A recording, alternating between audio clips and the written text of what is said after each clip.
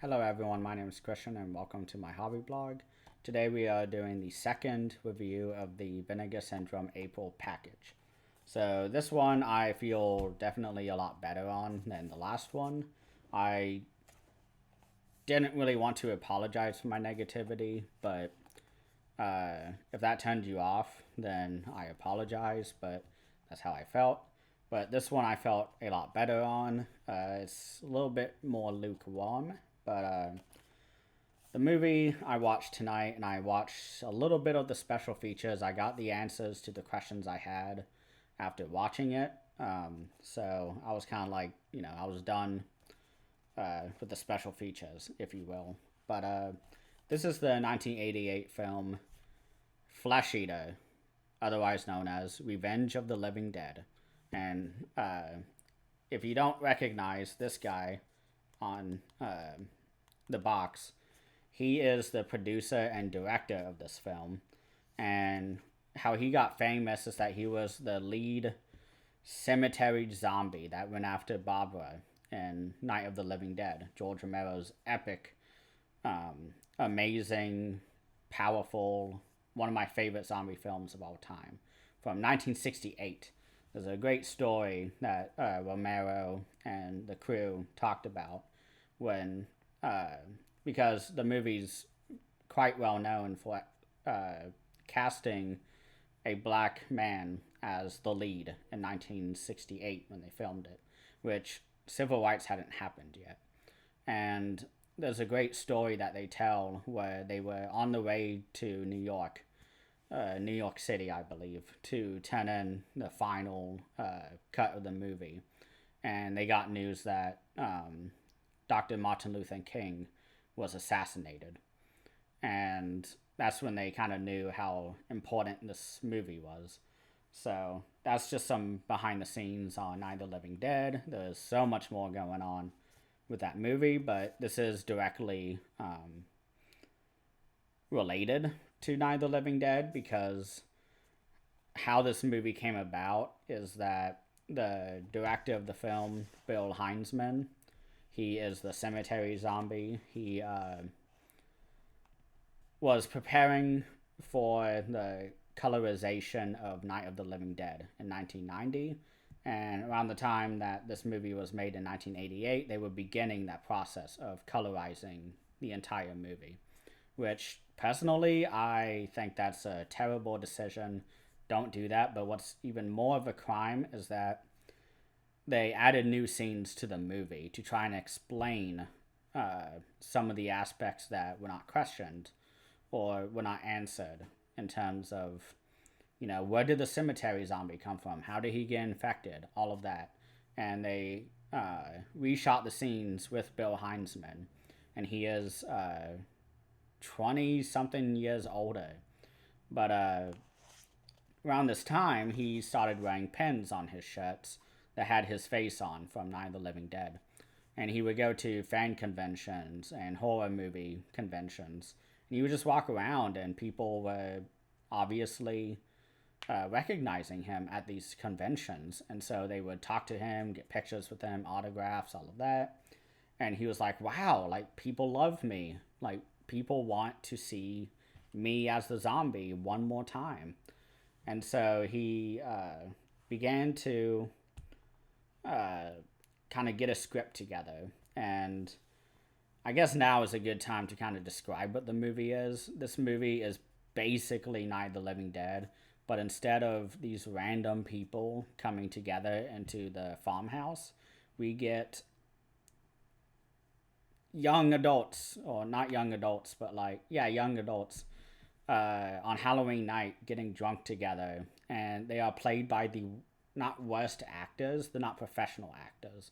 They were people that knew Bill Heinzman and who wanted to help him out. And so they did the best. You can tell that some of them were actually really trying, but that does not translate. And that was kind of my biggest. That was just the thing I enjoyed most because this movie is plot for plot, beat for beat, Night of the Living Dead. We even get the famous ending of Night of the Living Dead, which I won't say if you don't know, but this movie is technically, on a technical level, very awful. This movie is as low budget as it comes. The director, Bill Heinzman, as I've mentioned before, he did it all himself. He had his own equipment. He wrote the script himself. He hired people himself. He involved a lot of family members. There's a little piece in the interview that the producer of the film, the other producer at least, Andrew Sands, he mentioned how he there's a part in the movie, I guess in the intro credits, where it says a Heinzman production, and ended up that almost everybody in Bill Heinzman's family was in this movie as actors or actresses. They had his nephew, his niece, they had his granddaughter, grandson, his own daughter. They had everybody, cousins, everybody in the bloodline, basically, working on this film. And it should be noted, too, that the reason how they got away with basically copying Night of the Living Dead is that Night of the Living Dead was in public domain at this point. There was some weird loophole going around with Night of the Living Dead when George Romero first submitted the film, and ended up that he just didn't know how to do that because it was his first movie. He'd done commercials before then. Someone else always, handled the rights issues. But they didn't do it right at all. And the guy who had the rights for the movie is also the same guy who did had the rights for Martin, for Dawn of the Dead. I'm trying to think any other movies. Basically, any of the Romero movies that has had many issues getting a Blu-ray or even a 4K. And so that's why you see Dawn of the Dead and all these movies having such a hard time. And I have to congratulate and honor Criterion for really helping George Romero out. Because when they were working on that release, George Romero was still alive. And that was one of the big deals that George Romero had, that he wanted the movie to be copywritten under his name, or at least his family estate. And Criterion was able to do that. So the Criterion is the end-all be-all of the Return of the Living Dead releases. Maybe they'll do a 4K further down the line, but I think that Blu-ray is probably the best package you will ever get. There is the 50th anniversary edition, which comes with the Criterion, actually. That comes with essays and, even more essays. Comes with a poster, which the Criterion does come with a poster, but there's just so much more that the 50th anniversary comes with. But the one thing that's different from Night of the Living Dead, in this movie at least, is definitely the gore. There's a whole lot more gore in this movie. It is 1988. I mean, we have the blood, ravioli blood, basically, from that era. And that is one thing that sets it very, very, very, very slightly above in terms of that aspect of Night of the Living Dead. But I still think not having blood in Night of the Living Dead adds to it, because these are ghouls. They are undead. They are not living anymore. They don't need blood. So when you shoot them and blood goes everywhere, it doesn't really matter. And this movie has a lot of it. You get the famous scene that's featured on the cover of Bill Heinzman reaching through a naked woman's chest. And there's one part of the movie where he rips somebody's stomach open and, pulls out a heart from her stomach. That was one part that really, really confused me. But the gore was good. One thing that Andrew Sands mentioned over and over again during his interview is how low budget this movie was. I mean, Bill Heinzman, how he got this made was I'm trying to find it just to make sure, but Bill Heinzman was kind of shopping around the script, and he needed another producer to kind of help him with the budget. And Andrew Sands kind of mentioned that there were three introductions to Bill Heinzman that he took part in. On total accident, they kept forgetting that they had met each other, which was really weird. But originally, during high school, Bill Sands was working at a comic store or like a magazine, a sci-fi magazine. It was kind of like a both. It was on the bottom floor of a Pittsburgh downtown building, and he would go there after school or even skip school to go help out with the magazine. And they had a couple issues that concerned Night of the Living Dead, because Night of the Living Dead was made in Pittsburgh, or at least nearby, because that's where George Romero is from. And so one day Bill Heinzman showed up because in the fourth floor, the fifth floor, basically a couple floors above the sci-fi magazine, George Romero's office was up there. So Tom Savini was in there.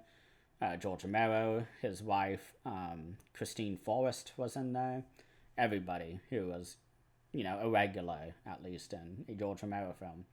And they bumped into Bill Heinzman one day, and he was kind of like, hey, I have a couple behind-the-scenes photos, like from the time we were filming Night of the Living Dead.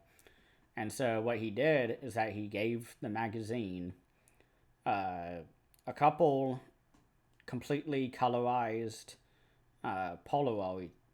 Polaroids or photographs from behind the scenes, and one of them is a very famous one that I think all of us have seen, where it's all of the cast sitting together, and it's in color, so you see all of the actors and actresses actually in clothes that aren't, black and white, and it's a full, beautiful view of outside the townhouse. And he was the one who took those pictures, and he found them, gave it to the sci-fi magazine, and they published an article about him, and you can still find that today. And they showed a little bit of it on the interview, but that was kind of the first chance meeting between the producer and Bill Heinzman. The second one is when Bill Sands was working on set during the film Monkey Shines, which I just rewatched like this past weekend, I think. Yes, like this last Sunday, before I died, which maybe I'll tell that story one day. But Monkey Shines is a great Romero film. I think the pacing is really the only downfall of the movie. I love it still, but the pacing could definitely be a little better. It's basically the Dead Zone mixed with Phenomena, along with Planet of the Apes. That's kind of the best way to describe that movie, in my opinion. But they were working on this movie, both Bill Heinzman. Bill Heinzman was hired as the behind-the-scenes guy because George Romero was really good about this and making like kind of behind-the-scenes featurettes and getting interviews with actors. But Bill Sands was kind of the guy who was the intern. He was picking up lunch for everyone. And he talks about this story where he kind of just walked into Tom Savini's office and was like, hey, what would you like for lunch? And Tom Savini was like, what the fuck? It's like, I'm trying to do this interview right now. Like, you just walked in and ruined the footage. And Bill Heinzman was the one who was interviewing Tom Savini. So they kind of met for the second time there.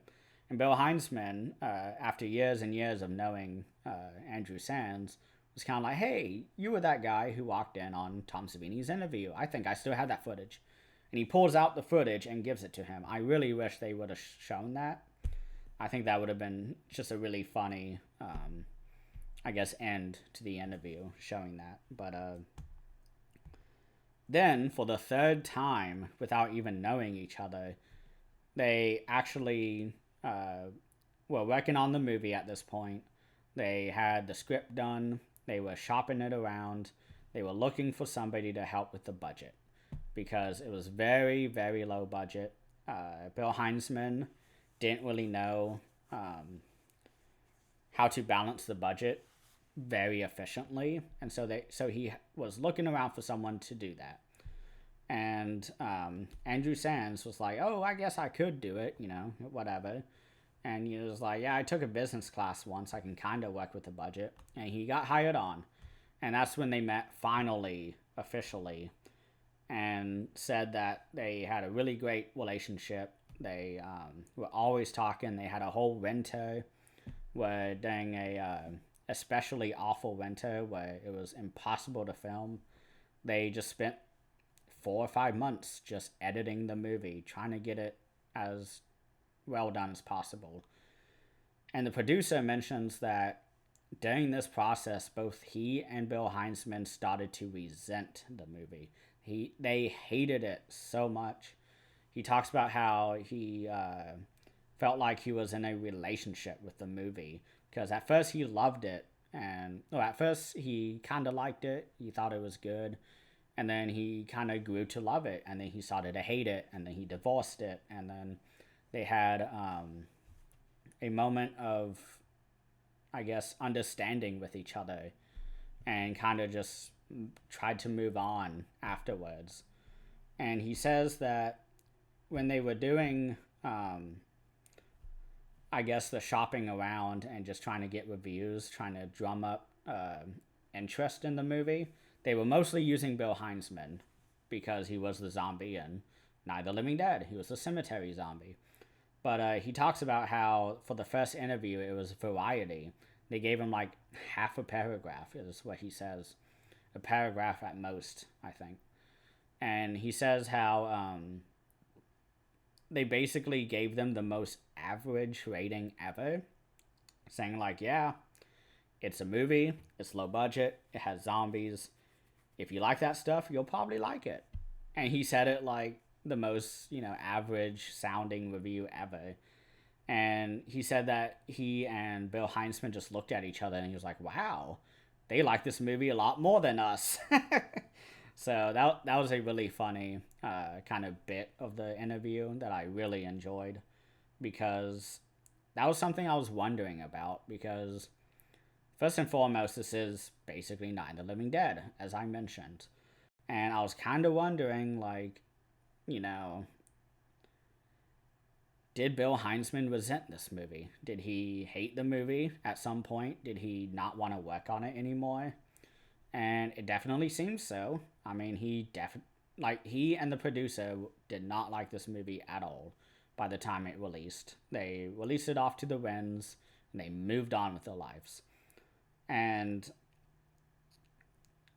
I guess one kind of final note that I want to mention from the interview is that the distributors for the movie, when they were kind of setting it out into the public, into theaters, they did not want the title Flesh Eater, because the entire movie's draw is Bill Heinzman, the cemetery zombie, the first zombie you see in Night of the Living Dead. And they were like, you just absolutely have to throw in of the living dead. Just throw whatever word you want into the beginning. And so they came with Revenge of the Living Dead. There's no revenge going on. I was really looking out for Night of the Living Dead shooting locations. I thought it would have been fun, maybe, if they'd gone back to the original farmhouse. But they go to a barn instead. That's where they're having their wild Halloween sex party. And it's okay. This movie overall is exactly how that Variety article was written. This movie's fine. This movie's actors are not good at all because they're not professional actors. They don't know how to act. They are helping out someone they know. And it is beat for beat Night of the Living Dead. It has some pretty good gore effects. If you're into that, you'll probably like it. Just like what Variety said. But I enjoyed the movie for the most part. I mean, it was fine. It was definitely better than I thought it'd be, because I thought this was just going to be like a passion project, kind of like a Champagne and Bullets situation where Bill Heinzman maybe is kind of like John DeHart. He's, the director, the main star, the producer, the songwriter, the singer of the songs, all this different stuff. But Bill Heinzman is barely in the movie. That's kind of what was shocking to me. He pops up every now and then, but once he starts infecting other people, he kind of lets them, be the people, be the zombies, who take over the adult party. But one thing that was kind of eye-rolling, in my opinion, was definitely the ending shot of the movie, because we have a police officer who's just kind of cleaning up the scene, poking around, trying to figure out what's happening. Is this a homicide? Is this a massacre? Whatever. And he's like, oh, it's time for me to go. And he opens his police car, and there's Bill Heinzman coming right at you. And it freeze frames. And then it just ends. And you're like, oh, okay, it's done. And that's it. And one thing I did not mention at all is that the music is its biggest downfall, in my opinion. This is the most uninteresting music ever. It is absolutely boring. It's a good mood-setting music that would be good for the non-tense scenes. They needed to throw in some more music. They had the same music for every situation in this film. And that was the biggest issue I had with this movie. That it really weighed it down. There was a lot of attempts at humor, at funny sequences, at your Evil Dead sequences. Evil Dead was out by this point. And there's a scene that's ripped straight from Evil Dead. And except what Sam Raimi does in Evil Dead is that he has the camera move around everywhere. And in this movie, it's really boring. And you have this music that sounds like it's from an Italian movie. The entire movie, I was thinking about, oh my gosh, Buried, oh my gosh, what is that movie? It's a Andrea Bianchi film, Buried Underground or something. I think it's just called Buried. But that movie is exactly the same. It's just an Italian version of this. And that movie at least has weird stuff going on. You have the young kid who is played by a 40-year-old and who's constantly like, Mommy, Mommy. And he's just the creepiest fucking kid ever. And there's that incest plot line, which kind of fun. It's something unique about the movie. But this one is not unique at all. It is interesting behind the scenes wise, but I guess I should answer this question that I've always asked of myself, I guess, for these movies. Obviously, for the last review, I would not buy it. I didn't even ask the question. It should be obvious I wouldn't. I wouldn't have bought it. I've seen it. But for FleshEater, I think I would have bought it on non-slip, or at least on sale. It's worth a watch, in my opinion. I just watched one of the interviews with producer Andrew Sands, who I looked him up afterwards because he talked about how he had this illustrious career. And I looked him up, and he's done Silence of the Lambs. He was not a producer on there, but he was an assistant something. I tried to find it, but anytime I clicked on it to figure out what the full title he had was, it would just go somewhere else, and I couldn't find it. But he also worked on Serve Nazis Must Die, which is a trauma film, which I haven't seen yet, of course, because there's a billion trauma films that I haven't seen. But yeah, I would buy it on sale if I did not have the subscription. I think it's worth it. The behind the scenes is probably the most interesting part. I love the story around Bill Heinzman. Bill Heinzman is someone who I didn't know anything about. I was like, oh, he looks awesome for the zombie in the Night of the Living Dead intro. But that was it. It was really interesting to find out that he was actually the cinematographer for Night of the Living Dead. That was something I did not know. I assumed it was Tom Savini or someone else who George Romero was good friends with. So without further ado, that is my review of this. I'll be doing Alien Private Eye, I hope by the end of the weekend, but at the same time, I may not. It really depends on my mood. But thank you all so much for watching, and please have a wonderful weekend.